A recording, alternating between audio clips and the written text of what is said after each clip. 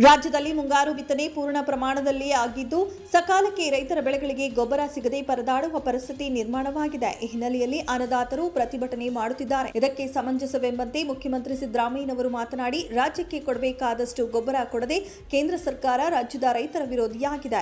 ನಾನು ಮತ್ತು ಕೃಷಿ ಸಚಿವ ಚಲುವರಾಯಸ್ವಾಮಿ ಅವರು ಕೇಂದ್ರ ಕೃಷಿ ಸಚಿವರಿಗೆ ಪತ್ರ ಬರೆದು ವಾರ ಕಳೆದರೂ ಬಾಕಿ ರಸಗೊಬ್ಬರ ಬಿಡುಗಡೆಯಾಗಿಲ್ಲ ಎಂದು ಕೇಂದ್ರದ ವಿರುದ್ಧ ಹರಿಹಾಯ್ದರು. ಈಗ ಮತ್ತೆ ಚಲುವರಾಯಸ್ವಾಮಿ ಹೇಳಿದ್ರಲ್ಲ, ಗೊಬ್ಬರದ ಅಭಾವ ಇಲ್ಲ, ಆದ್ರೆ ಎಷ್ಟು ಗೊಬ್ಬರ ಬೇಕೋ ಅಷ್ಟು ಗೊಬ್ಬರನ ಕೇಂದ್ರ ಸರ್ಕಾರದಿಂದ ಕೊಡ್ಲಿಕ್ಕೆ ಆಗಿಲ್ಲ.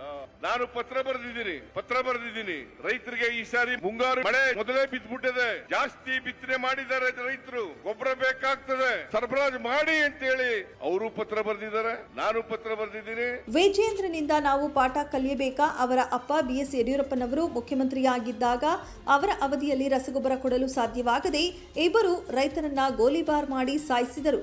ಇವರು ನಮ್ಮನ್ನ ಪ್ರಶ್ನೆ ಮಾಡುವ ಮನಸ್ಥಿತಿ ಇವರಲ್ಲಿದೆಯಾ? ಅವರಿಗೆ ನಾಚಿಕೆಯಾಗಬೇಕು ಎಂದು ವಾಕ್ಸಮರ ನಡೆಸಿದರು. ಅದಕ್ಕೋಸ್ಕರ ರಾಜಕೀಯವಾಗಿ ಉಪಯೋಗಿಸಿಕೊಳ್ತಕ್ಕಂಥದ್ದು.